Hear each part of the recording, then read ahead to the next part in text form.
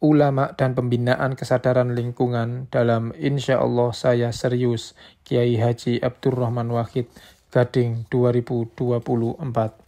Kesadaran lingkungan adalah sesuatu yang sangat sulit untuk ditanamkan dan dikembangkan. Kalau hanya sekadar rumusan-rumusan formal yang disampaikan secara normatif masih bisa dilakukan dengan mudah. Namun hasilnya tidak akan membekas pada perilaku sehari-hari yang menunjukkan tinggi tingkat kesadaran itu sendiri.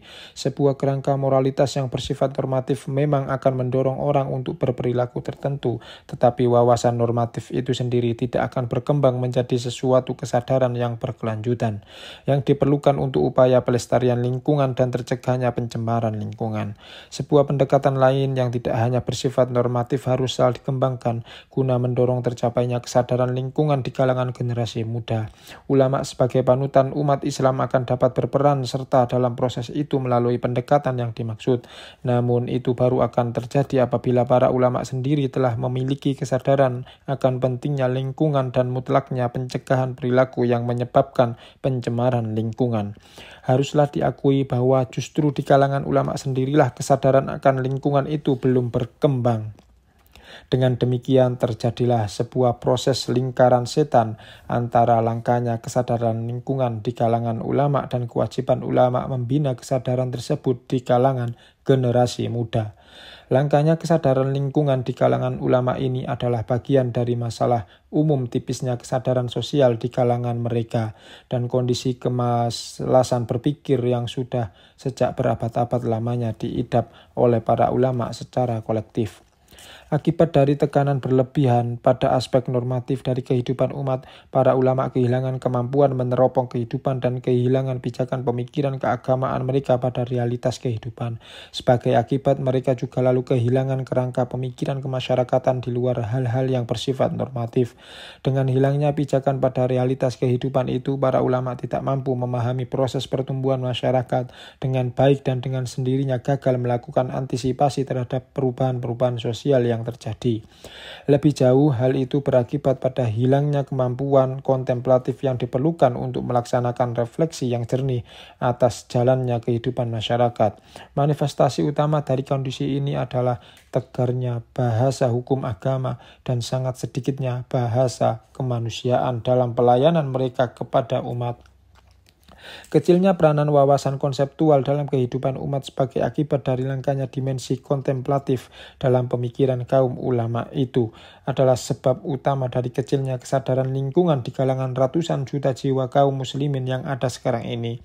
Tanpa wawasan kemasyarakatan yang benar, bagaimana mungkin orang memiliki kesadaran lingkungan? Inilah pertanyaan pertama yang harus dihadapi apabila kita ingin melihat peranan ulama dalam menanamkan dan menumbuhkan kesadaran lingkungan di kalangan generasi muda.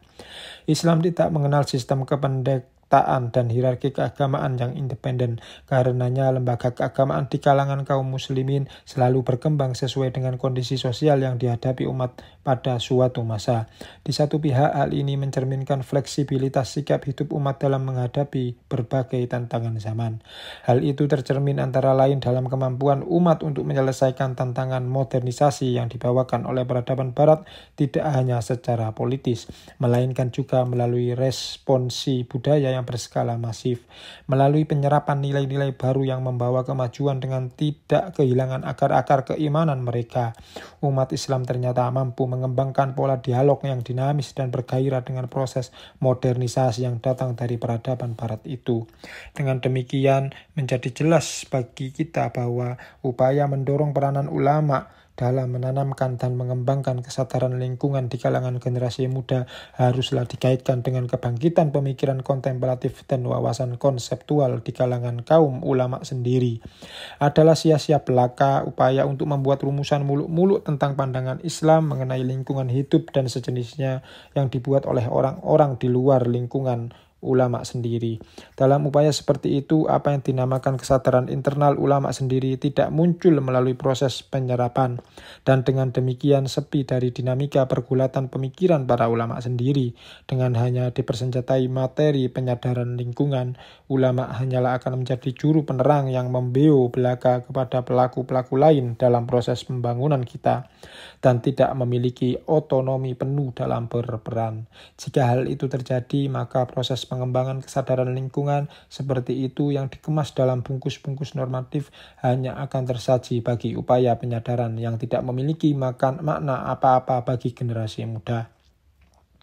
Karenanya dengan mempertimbangkan uraian di muka, dapatlah disimpulkan bahwa penumbuhan dan pengembangan kesadaran lingkungan di kalangan generasi muda umat Islam harus merupakan bagian dari pergumulan internal kaum ulama sendiri untuk mencari format peranan yang pas bagi diri mereka dalam proses pembangunan yang berintikan transformasi sosial secara besar-besaran di semua bidang kehidupan. Sisi mikro dan makro dari pemikiran tentang proses pembangunan, sisi struktural dari perubahan sosial yang diinginkan, sisi partisipasi masyarakat dan batas-batas wewenang pemerintah dalam proses pembangunan, sisi kepastian hukum dan perluasan wawasan etika, kesemuanya itu adalah tonggak-tonggak yang harus digunakan dalam proses berpikir dan berefleksi oleh para ulama itu.